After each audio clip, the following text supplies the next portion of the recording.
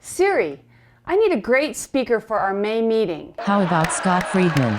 Why Scott Friedman? Because I'm happy. He's fun, entertaining. It's you! I can't believe it's you! He's inspiring, interactive, and his content is very relevant for business today. So I recommend that you don't get out of bed in the morning without turning on your GPS. I've been Recalculating.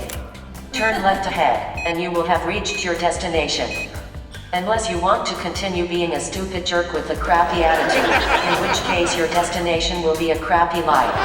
Good luck with that. This is really the crux of the Celebrate program, to create a celebration mentality based on inclusivity, gratitude, play, and surprise, keeping your GPS turned on. G51.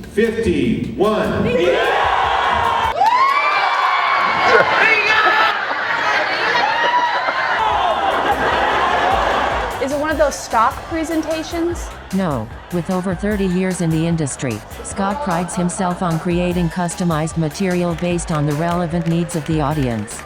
The problem with work today, especially in HR, because you have so many balls that you're juggling, is we just move from thing to thing. We're putting out fires. We're dealing with employee issues, right? We don't have time to celebrate. And that's why Finish Line is so important. So your first challenge from me today is change the word deadline to finish line. It's celebrating the little and the big milestones along the way. We define celebration as acknowledging all that is good. The good work that you do, the people that you do it with, the people that you do it for.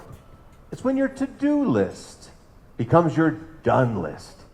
You see, celebration is really just an attitude. It's a philosophy about life. It's the lens through which we see our world. And if you can change your lens, you can change your language, you can change your life. It seems that staffing has been quite an issue for the last few years, right? So I think a rip for staffing for sure. What else? This is your chance. Get it out. Inflation, right? Trying to make ends meet. Yeah. Okay. Good. Overworked and underpaid. Is that fair? Recruitment issues, retention issues. Okay. Anyone ever have a day like this before? Yeah? Anyone ever have like a week like this, a month, a year?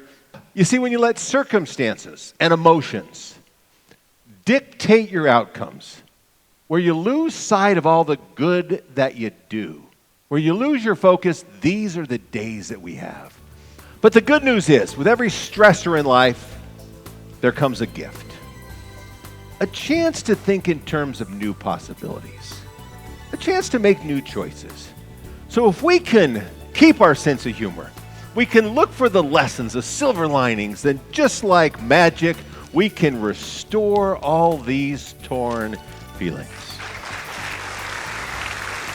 That's the first time it's ever worked before. Play starts with a good sense of humor. How many of you think you have a good sense of humor? That's it? Okay, how many used to have a good sense of humor? How many have never had a sense of humor, but you think there's still hope? Okay, good. If I wanted my dad to lose his sense of humor when I was growing up, all I would have to do is bring home my report card. 7th grade C's and D's. He beats me to the mailbox. Dinner time, pulls out my report card. He says, "Scott, what is this?" I said, "Dad, it's one person's opinion. Do we need to talk about it?" One person's opinion. Yeah, I think we need to talk about it. How come Andy doesn't get C's and D's on his report card? Andy was one of my best friends growing up. I could never quite measure up. I said, "Dad, you can't compare me to Andy. We are so much different." He says, "So are you. How are you so much different?" I said, "Dad, Andy has very bright parents." Two guys haven't seen each other in a long time. How do they respond? like giant Pez dispensers. Honey, who's that guy? That's Frank. You remember Frank? Frank is the guy that gave me the kidney. Hey, Frank, thanks again for the kidney. Have another Pez. Everybody wins. Next question. Many people think that celebration at work is a little bit light, but actually it's just the opposite, because it creates engagement. Engagement leads to greater productivity, team performance, and profitability. It truly brings you closer not only to your staff, but your customers as well. He said it all comes down to a simple choice. You either get busy living or you get busy dying. You either get busy living or you get busy dying. Great advice as we approach the future, right? There's so many ways to approach it.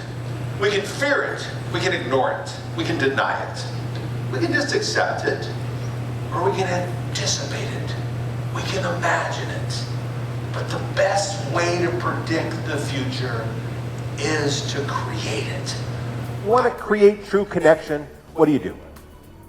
You tap into what's highest on people's joy list. You surprise them. I think what makes me unique is that in the 30 plus years of doing this globally, speaking in over 25 countries now, that I bring a global perspective and a cultural sensitivity to each program that I give. And I know what relevant value looks like, so I can write customized material for that particular group that means something to them. Siri, is he a decent human being? I think your mother would like him. He has won the Cavett Award, the National Speakers Association's highest honor. The RISE Award from Meeting Professional International for Global Leadership. And he is the co-founder of Together We Can Change the World, a nonprofit dedicated to the education and empowerment of less fortunate girls and women in Southeast Asia. And lots of other cool awards. My life in the last 28 years. Siri, you're right. Scott is the perfect speaker for our May meeting. Smart lady.